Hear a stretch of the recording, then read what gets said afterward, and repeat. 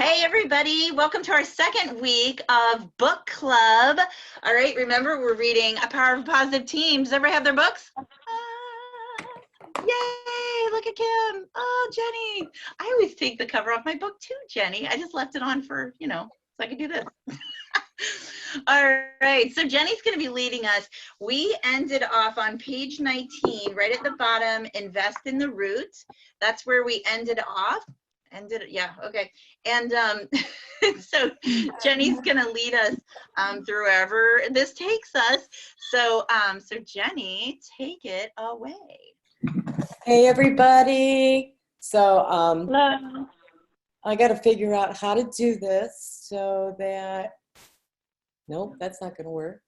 Hang on there with me, guys. Okay, I'm going to talk and let this thing figure it out for itself because I don't know how to do it. I love this book, and the more I read it, the more I love it. So if you haven't been able to start reading it yet, that's cool because we can still talk about it, and there's still a lot of stuff in there that you don't have to read it to understand and like and love. But if you have a chance to read it and you have the book, you really, really, really need to try and take the time to invest in yourself and this book to read it, because I'm a highlighter. So my book now has all kinds of colors in it, and I love that because then I can go back, and if I just read the one sentence where I liked it, then I can go back and read the paragraphs around it to find out why I thought that was so amazing. So I'm going to start on the invest in the root, and I'm going to try to do the things where like I hit the topic and then talk about what I really liked about that. So if you have anything to say, please say it, because nobody needs to just listen to me talk for an hour. So the invest in the root, this made a lot of sense to me. I'm not a plant person necessarily, but I do know that if you have a fruit tree or flowers and you're going to water them and you water the actual flower itself or the fruit, it dies, because what you have to water is the root of the plant. And it's the same thing with like our team cultures, and the culture that he talks about all the time is what you want people to know you for, to know your team for, how you want the attitude on your team. And when we're talking about team, it's not necessarily a business team. It can be your family. It can be any group of people that you're in that you want to have a certain attitude with, a goal to go with. So I looked up the word culture just because I wanted to see what it said. And it says shared attitudes, values, goals, and practices of an organization or team. Now, the only way you can have a culture is if everybody's on board. Because if you have your own, you can have your own personal culture, and that's kind of like your core values and what is important to you.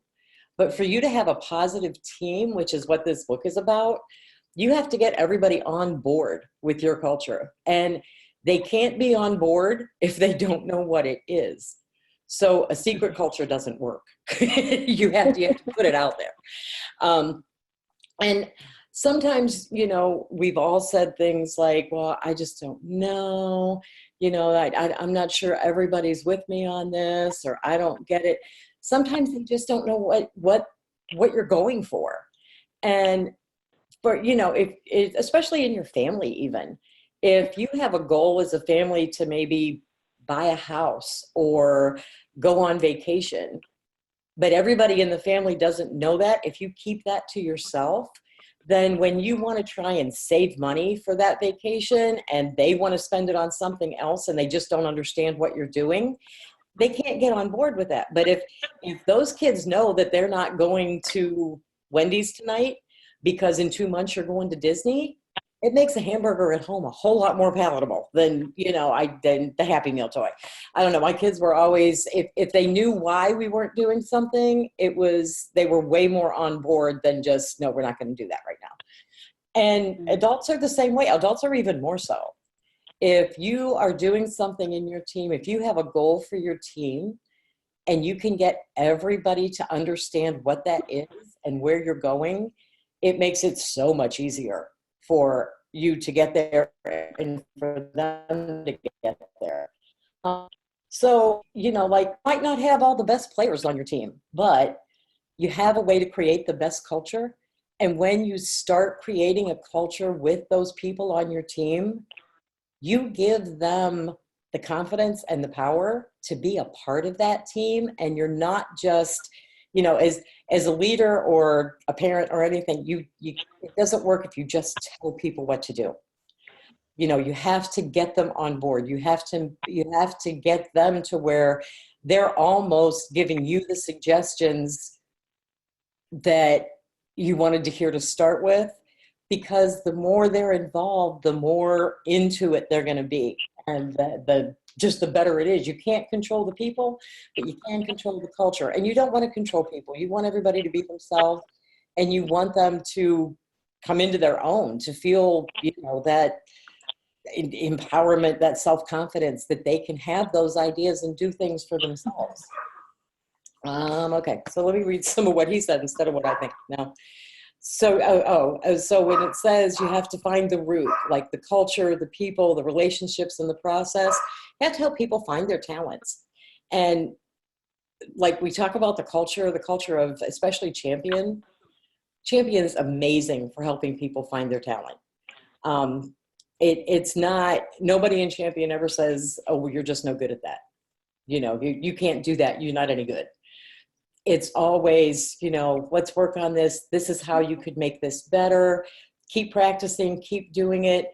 And eventually you get it. I mean, personally, the whole cooking thing, and it's been kind of a joke over the years with cooking, but nobody would let it go. Like I just kept saying, I don't like to cook. I don't like to cook. And people kept going, okay, so why don't you trade Tuesday on this?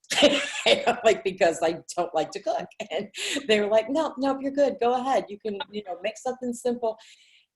And I love it. Now I really do like it. And I feel like I'm actually pretty good at it. I'm not even going to say not bad. I actually can do cooking things and feel like I know what I'm doing. And 3 years ago, not even a little bit, I would have just gone, yeah, no, I'll talk about plastic, but I'm not cooking anything. So, and that's the culture. That's the empowerment for people. I feel like I'm talking, and I'm not talking about this book, but I think I am. So bear with me. Okay. Jenny, you're doing a great job, and you're absolutely right about the culture.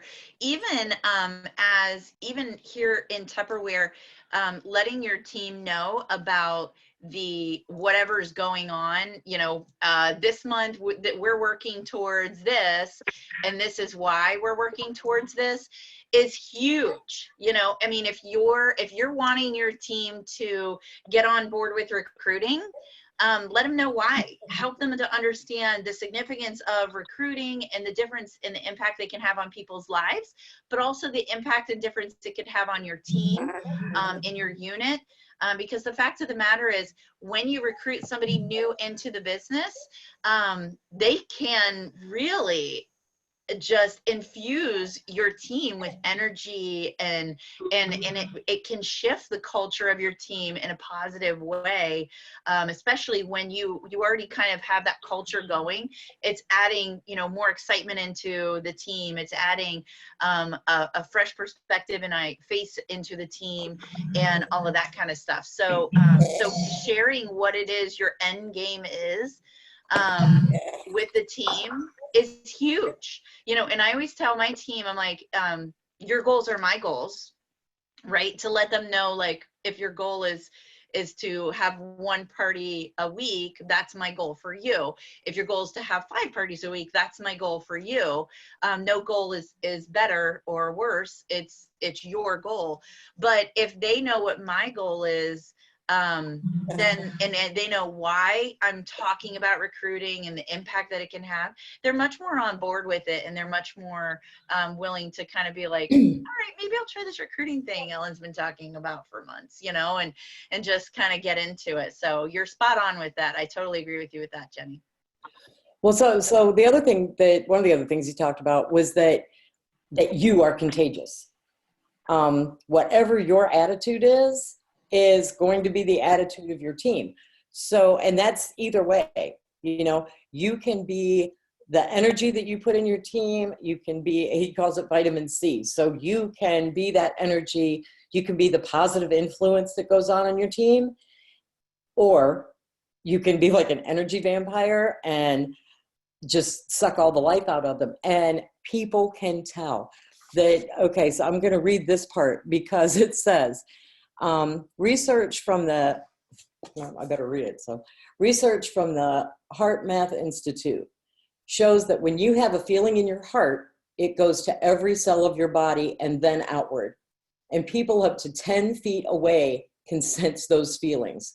So that means each day you're broadcasting to your team how you feel. You're broadcasting negative energy or positive energy, apathy or passion, intelligence or purpose. Research from Harvard University also supports the idea that emotions you feel are contagious and affect the people around you. And that's so true. There is no way anybody can argue with that.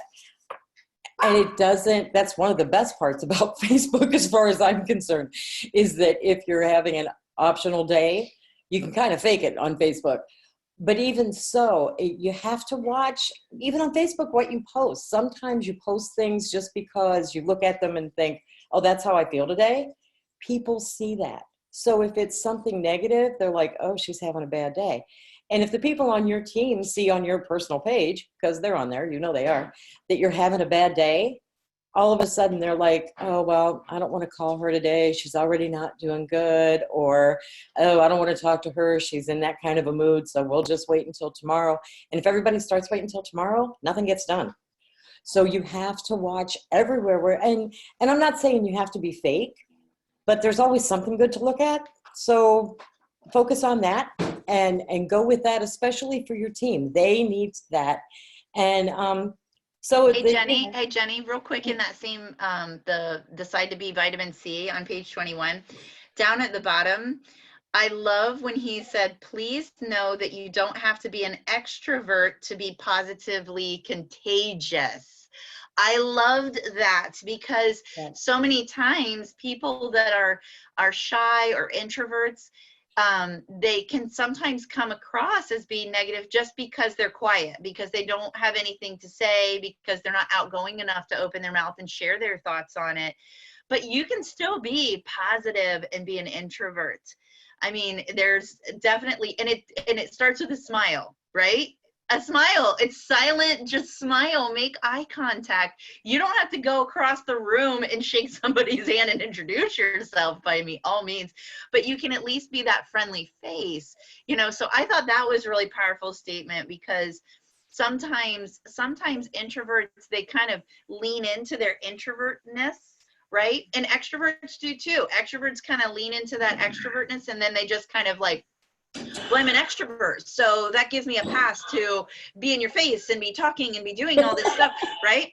And an introvert kind of does the opposite. So they lean into it instead of challenging themselves. And so then they're just kind of like, well, it's okay to not make eye contact because I'm an introvert, and it's okay for me just to, you know, not smile at anybody because I'm an introvert. You know, I challenge those both sides to kind of, you know, lean away from those tendencies and to see what happens. You know, well, then you get people that say, oh, well, I can't do that. I'm not like this person, or I'm not like that person. Right. And that's fine. But it's really funny, because 3 of the things that I wrote down that are easy things for introverts to do are smile, say hello, and make eye contact. And right. So yeah, you know, you don't have to be like over the top with anything. And even like a lot of times we get busy and there's a lot going on, and you think, oh, I just don't have time to talk to people. You don't have to talk to everybody, but it's not hard to smile at everybody. It's to wave. You can wave from across the room, you know, and it's just. You can text them hello. Yeah, there you go. You can text her. Don't text. No. But yeah, I just think that it's so important, and it's important for other people to see, and your people on your team see how you react to other people too. You know, it's great to be all positive and wonderful with your team, but you have to have that same attitude with other people too. And I think that's one of the other things that he talked about was, so there's so much in here. Okay, so it's the power is on the inside, and the culture for your team, it says own it. Don't expect someone else to create it. So Champion has an amazing, amazing culture. And there is nothing wrong with emulating that culture, but on our own personal teams, with your own personal, with your family and everything else, you have to have that your own culture. You know, there are things that that go on in Champion because it's a huge organization. Okay, we don't all have teams that big, but some of the basic stuff there's no improving on it. You know, it's just the way everybody treats everybody else. And I actually had that down here. So when you're talking about creating your own culture, you have to find out what you stand for. You know, what are your core values? What do you want to be known for? And that's a personal thing. You know, and that it might take a minute. It's taken me years, but once you know what you stand for, then the other decisions are easier to make. When you know what you believe and what you want, then when something comes up that, you know, you're not sure what to do, you can go back to, oh, but this is what I really want. And I don't want to fluctuate from that. So this is how this has to happen.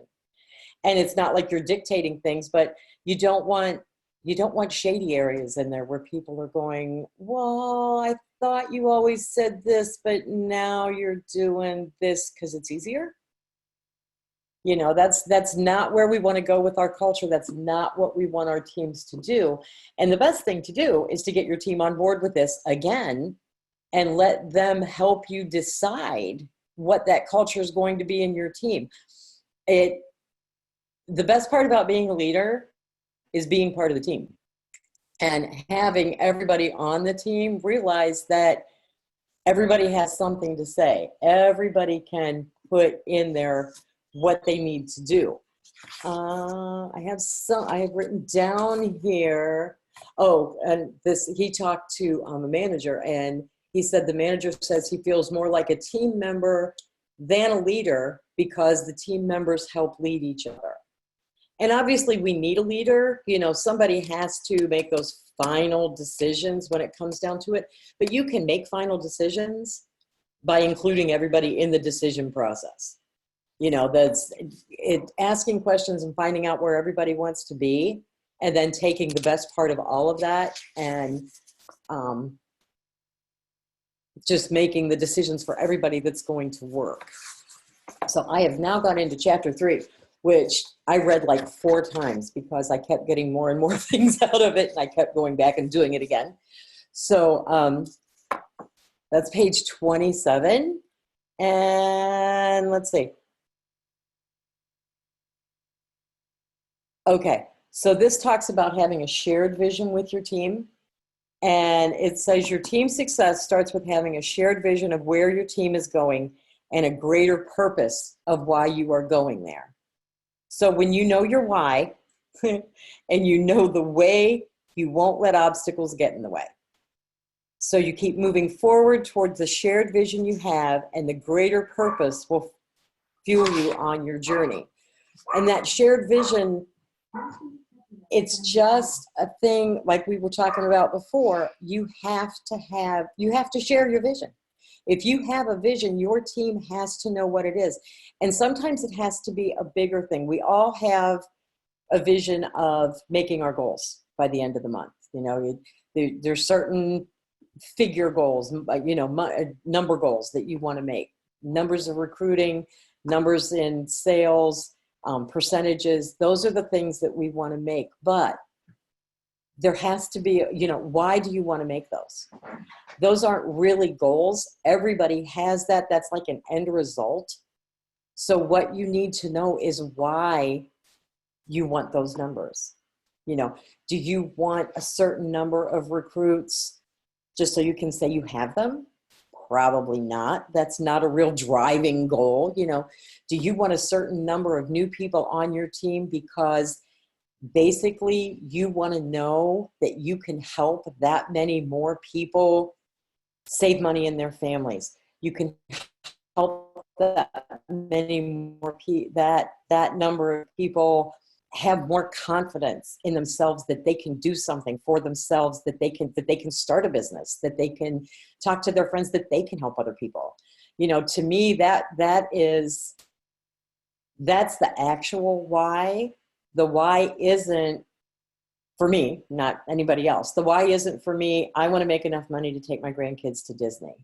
The why for me is I want to know that I have made enough other people realize that they are worth it, that they are self-confident, that they can do the things they want to do no matter where they've come from up until this point. Nothing matters until you start now and go forward. That's the why that I have, finally.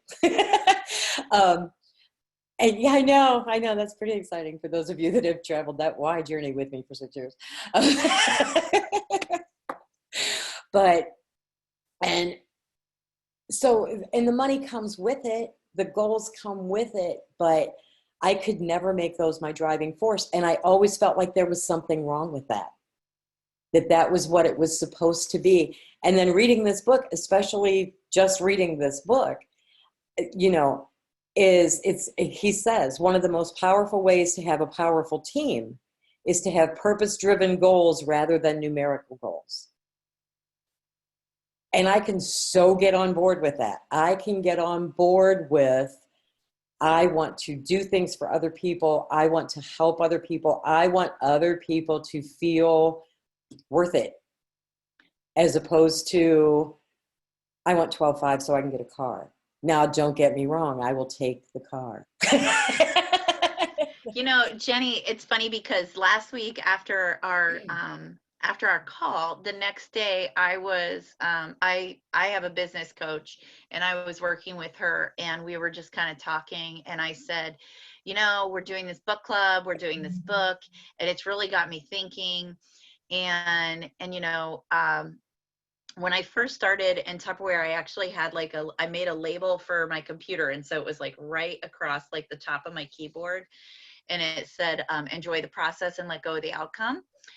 Because at the time, I needed the outcome so badly and so desperately for my family and the money, that sometimes it got in my way, because I would be trying to date the party, and in the back of my mind, I'm desperate for the party, but I'm sitting there trying to make it all easy breezy and all of this. And so it was this inner conflict, which was like holding me back. And so I really had to just trust. I had to trust that if I just walk this walk, that the end result's going to come. And it was funny because I was talking to her, and I was just like, you know, I'm like, I think I'm back to that place. Like, it's this leap of faith. You know, my family counts on this money now, and I need to start really focusing on that process again, and really letting go of the outcome, and have that faith that it's going to come if I help enough people, right? And so that, and I've always had a struggle with the phrase, let go and let God, because it's very easy to say. It is not easy to do when you really truly take it to heart and you're recognizing that, right? Because you're like, let go and let God, right? And then you're just like, but wait a minute, no, I need to do this, and wait, I don't want it to happen like that. Wait, let me fix that, right? You're not really letting God if you're fixing everything to make it just the way you want it, right? And so I think the biggest thing when it comes to that faith walk in the business, as far as like having that faith that if you do these actions, it will lead to this eventually or at some point, right? Is truly putting, you know, work boots on your prayers. It's having that faith that if I help enough people, it'll happen. But you have to be committed to helping those people every single day. You have to be committed to those actions in service of others, knowing that, having that faith that eventually it's going to pay off in the end if you help enough people. And so sometimes it's hard to get not caught up in the numbers and not caught up in that kind of stuff. So I'm just throwing that out there because I'm sure there are other people that end result, like I need to make, you know, $1,000 commission for my family this month, or I need $500 to pay my car bill this month. That sometimes, you know, kind of gets in your way of your productivity, your own personal productivity. And so So really take time to like think about that so that you can figure out what you have to do to like really be at peace with it and be able to really truly just like step out in service of your hostesses, your customers, all those things. I mean, I'm not even talking necessarily about a big team or a big organization. I'm just talking about, you know, how you're servicing your customers, because it truly is when you're helping them, it will come back to you. But you want to kind of step out in in that that helping way, you know. So Well, that one of the other things I highlighted was the goal doesn't make you successful, the commitment does. And so, you know, you can have that goal, and you have to have goals. You have to have goals. You have to know where you're headed, whether it's daily or weekly or monthly or for the year or whatever. But excuse me, if you're not committed to what it's going to take to get there, it's just numbers or words on a paper. And that's not going to fuel anybody's fire. There has to be a reason that you're going to do it. So, you know, the numbers are like a measurement of where we're going, but it's not the why. It's not what you're doing it for. So one of the other things that he talked about in here, sorry, I'm having to flip through and find all my hey, yellow. Jenny, real quick, I'm going to read these comments. So I'm not sure if this is Jeffrey, if you're Jeffrey or if you're using somebody's account or whatever. So I think his comment was in reference to the culture. And he talked about there is an implied and required element of authenticity when it comes to that trust in the culture. Jeff, oh, Vivian. Hey, Viv. Hi, Viv. I don't know how I didn't know that was you. Anyways, so yeah, I loved that. I loved that. And then Mel said, she thinks people join not realizing that this is a true business. Tupperware is a learning experience about ourselves as well as selling Tupperware. It's up to us as leaders to show them the way and help them see the big picture as a team. You're exactly right, Mel. And that's exactly what we're trying to do with the culture and the vision and sharing the goals and doing all those things. So that's awesome. All right. Sorry. I just wanted to kind of throw those out there before we got too far away. And we're like, what does that even mean? Okay. Go ahead. What are they talking about? Who said that? So then he went on to talk about the vision and your mission. So, you know, we talk about vision statements and mission statements. And in here he says, this is where, okay, I believe every team member should be able to look at their North Star and say, this is where we're going. This is why we're going there. This is what we are creating together. And this is why we are creating it. And the vision statement and the mission statement, now he says you can put them together. A lot of people do them separately.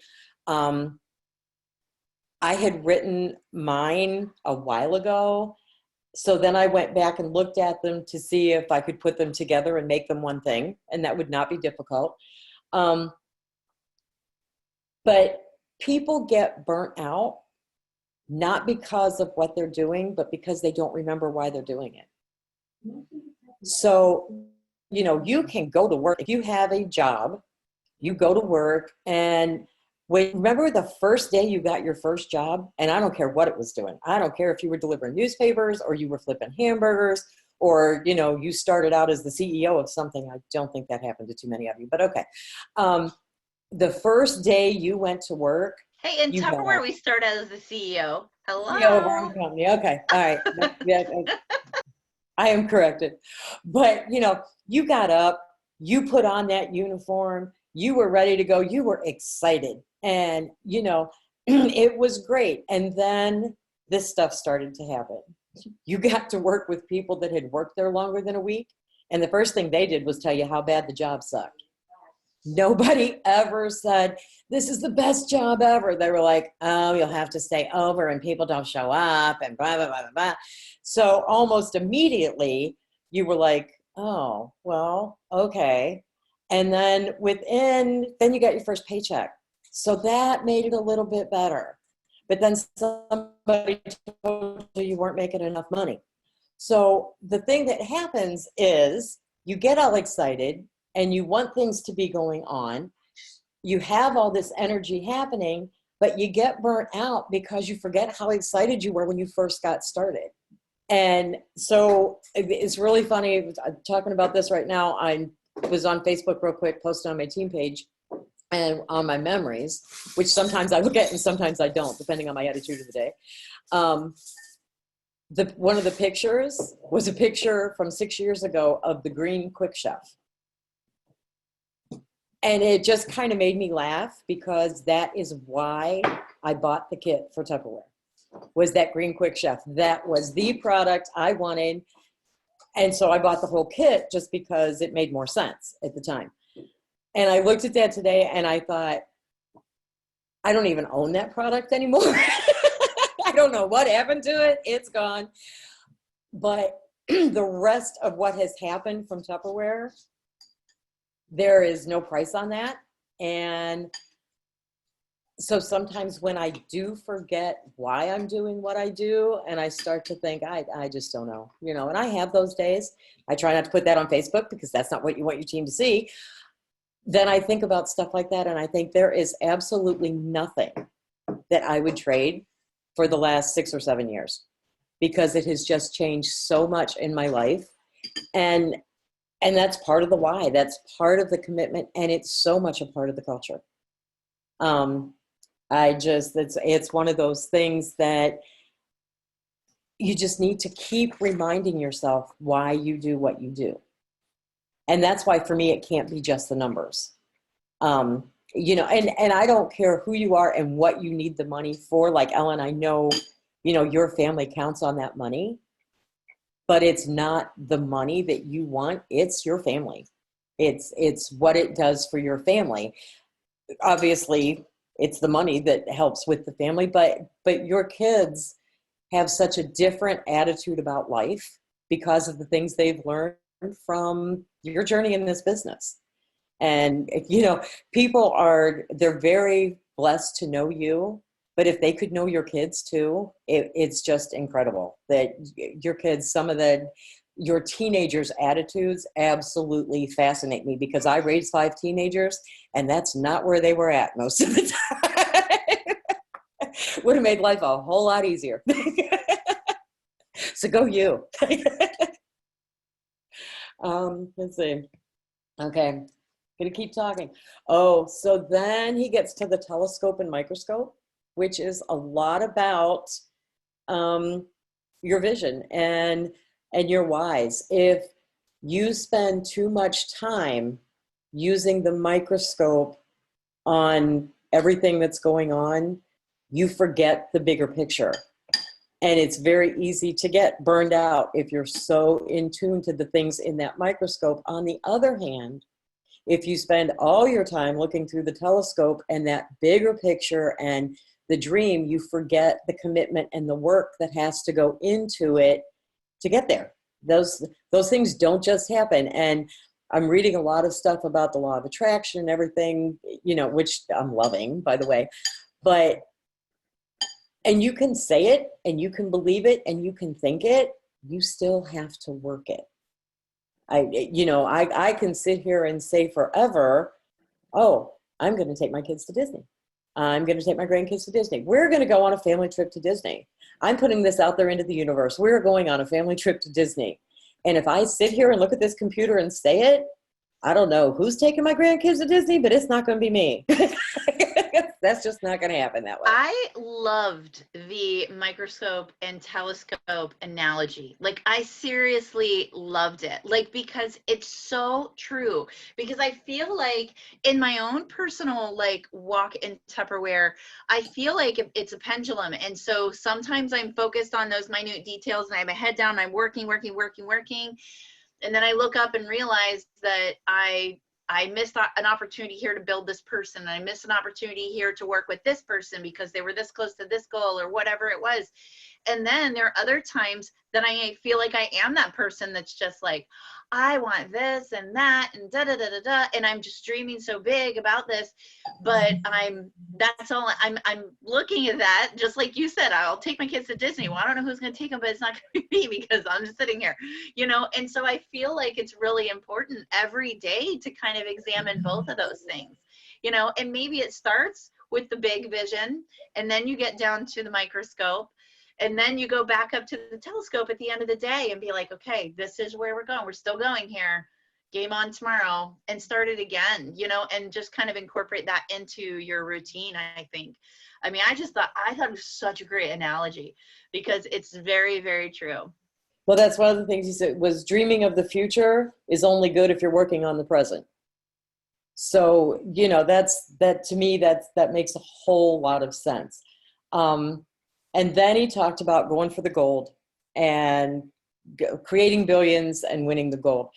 And one of my favorite things he was talking about with that was the two girls from the volleyball team and how they work together. And he said, I'm going to read that. He goes, I asked Carrie, who is Carrie Jennings. Carrie Jennings and Misty Trainer are like a two-person incredible volleyball team. And he said, I asked Carrie what made her and Misty a great team. And she said, we knew where we wanted to go. We had a vision and a goal, and we were comfortable about what we had to do to get there. We wanted to be truly great. We owned a deep desire to kick ass. We had a lot of love for the game and each other. We were excited about doing it together. From the beginning, we were committed to each other and our mission. We knew what we had to do together, and it was about achieving greatness together. And that's that whole team culture thing again. And it came right back to that. There was a lot of personal things in here, but then the team culture thing, he says, I've learned that egos don't get in the way when you have a team that's driven by a shared vision and a greater purpose. A team with a vision on a mission won't let division stop them. And that's so important, especially the kind of things we do with direct sales and the business that we're in. There isn't any way that somebody else's success can mess with yours. There just isn't any way for that to happen. Because if you have your own purpose and your own vision, if your team is on its own mission and they know what that mission is, then everybody else's team that's doing the same thing, all you can do is help them and benefit them, you know? And if everybody learns from each other, if everybody works together, there isn't any, I don't know, egos are a very weird and strange thing. And they pop up in some of the most unsuspecting places out of the most unsuspecting people. But if you're working together as a team, it just, you know, it doesn't matter who scores the basket as long as you get the 2 points. I mean, seriously. So if somebody else is doing something, learn from them. Don't think, oh, well, you know, there's 1,000 things you can think and it's all nonsense. If we could all learn together and work together and have that vision together, it's just an incredible, incredible thing. And you go so much farther as a team when you're working together like that. Okay, let's see. And he talks about the vision as a family. And that's one of the other things too. If you're working with a culture with your team, you need to have the people on board that are on their team. I mean, we're talking about their families, their friends, the people that they hang out with. They need to know also and be behind the people on your team. If you have a goal as a team to, you know, help more people and to get to a certain level, those people that are on your team have separate teams of their own, whether it be their family or their best friends or whatever. And you need to work to help them get those people on board your bus, so to speak. You know, the more people that are on your bus working towards your vision and your mission, the easier it's going to be to get there. So you want to work with those people to, you know, have everybody on the same page, everybody going for the same ride. And one of the other things, okay, so do the people on your team know what your vision is? And if they don't, there's no better time to start letting them know than right now. And the other thing they need to know is how they contribute toward it. And when I was reading that the other day, I thought, you know, how do I let the people on my team know that they are contributing towards what we want? And I got to the part about the one word. And a lot of us have done the one word for the year. You know, my team knows what my one word is. Some of them have done it. A lot of them have not.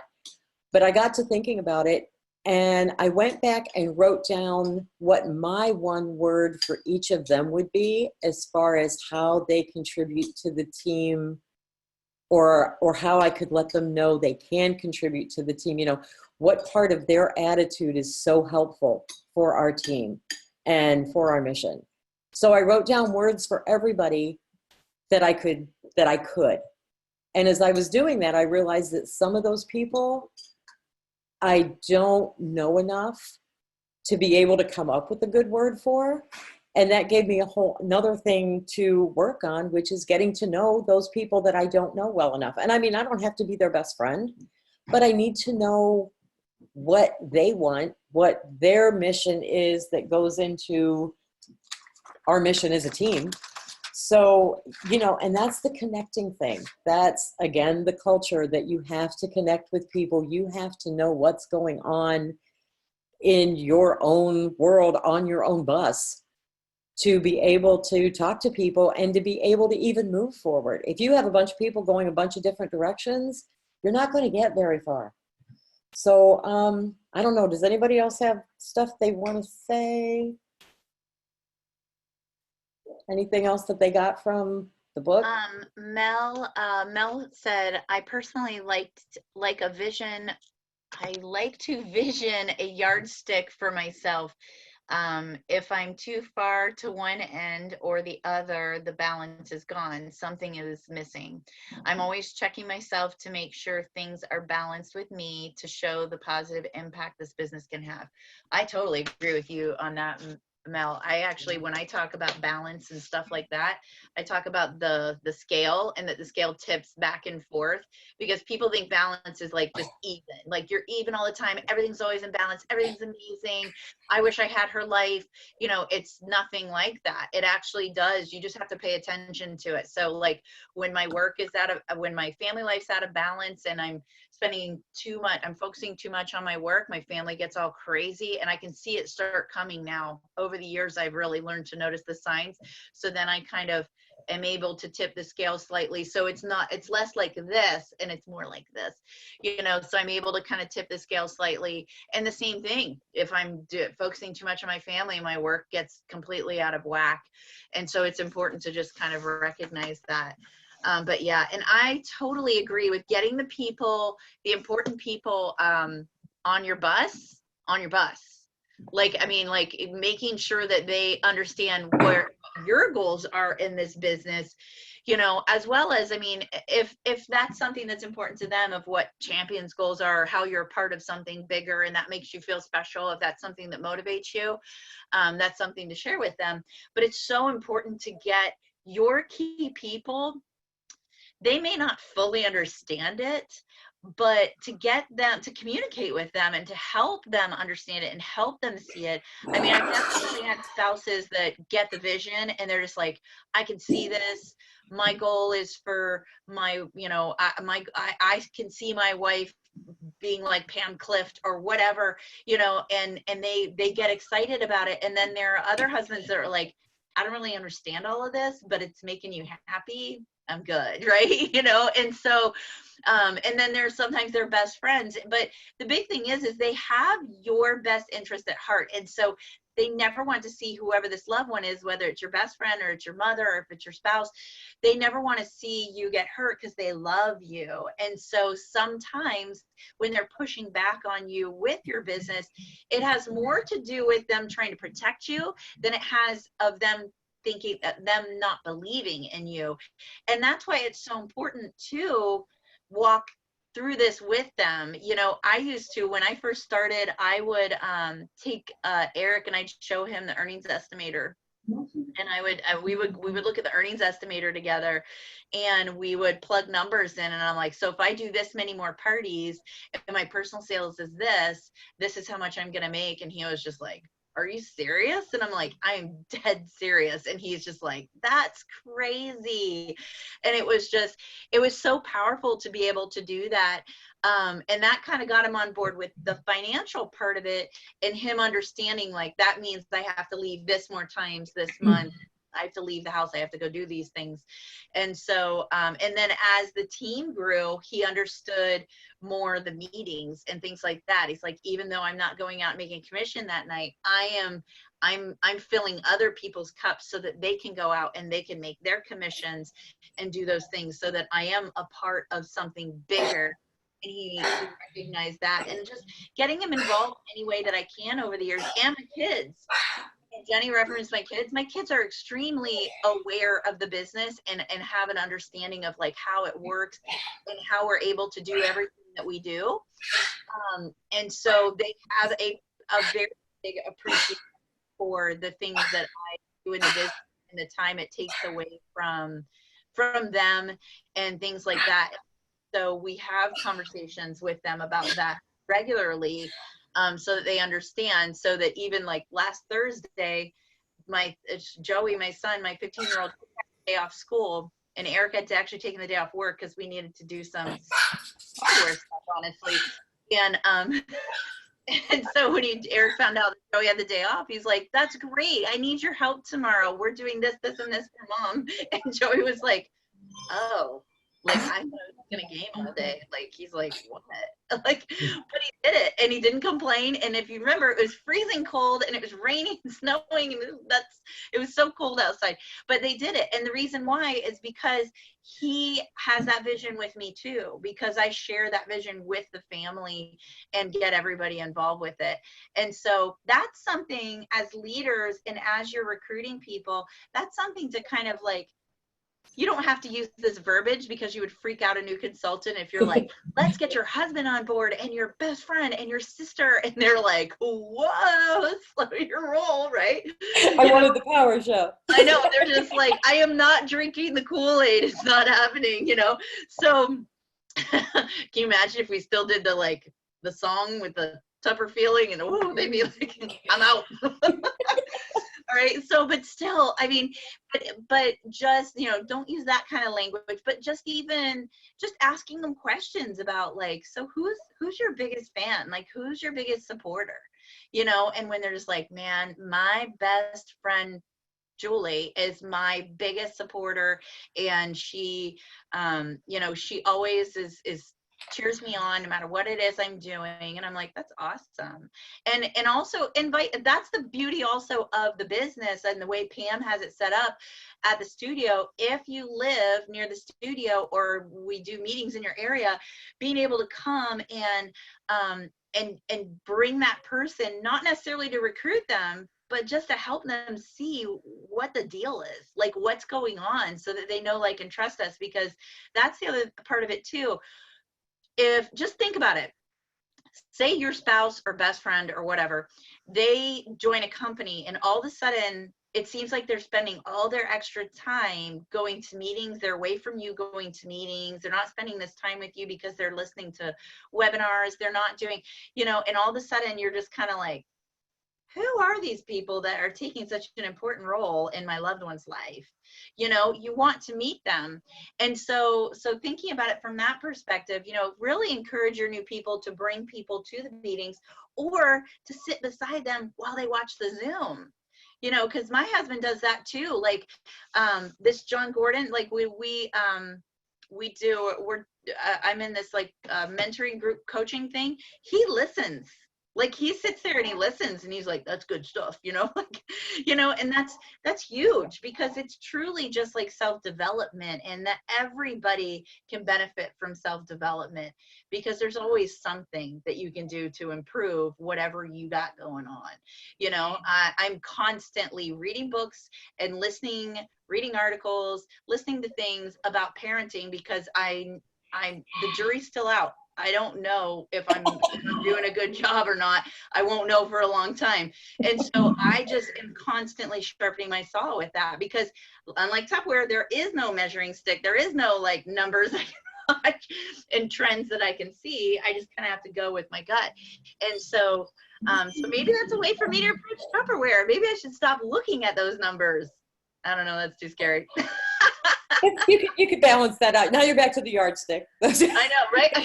I could be like, Pam, you watch my numbers. Just call me if there's an emergency. Tell me if I have a problem. Call me if I have a problem. I'm just going to be working. Yeah, that's not going to work. Weird. Let me see, because I know they used to, like, before computers and stuff, that's how they used to do it. Like, I mean, they didn't really know their numbers. So the very last thing he has in chapter 3, which is going to make life easier next week because it just starts on chapter 4.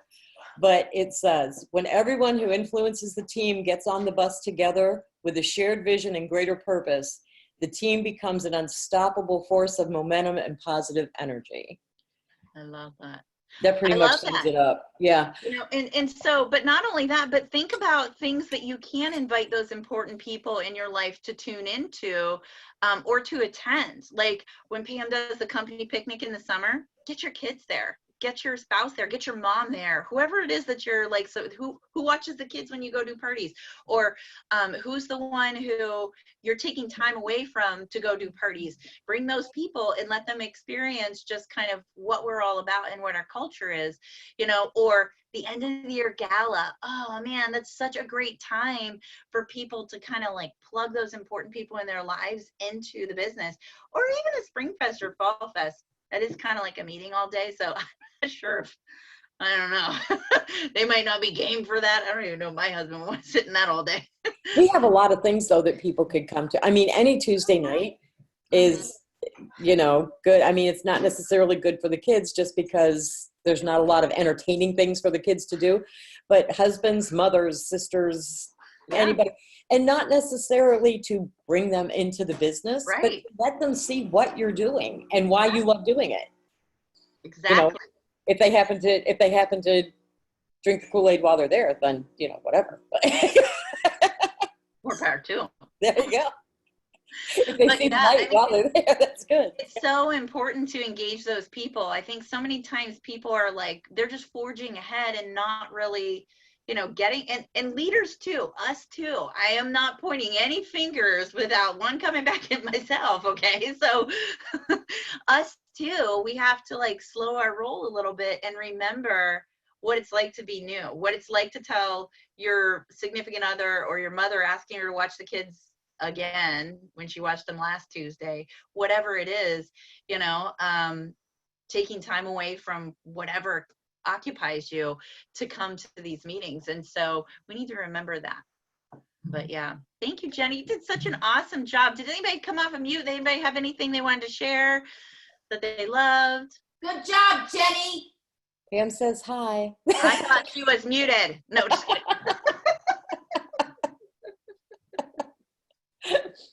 She's right here. There's our fearless Good job, leader. Jenny. I was on mommy duty. All right, Mel says, good job, Jenny. Thanks, Mel. And I said it in Pam's voice. Look, all caps. There you go. Yeah. That's how Pam talks, all caps. Okay, there you go. Book ordered. See you next week. Yes, get up here. Yeah. Book ordered. Yeah, definitely. It's not an expensive book. I think it's $11. It's such an easy read. That's what kind of blows my mind. It's such an easy read. But you have to have a highlighter. You do need a highlighter. You need a highlighter. Yeah. Yeah. So. You need a highlighter. All right, guys. Thanks so much. All right. Thank you, everybody.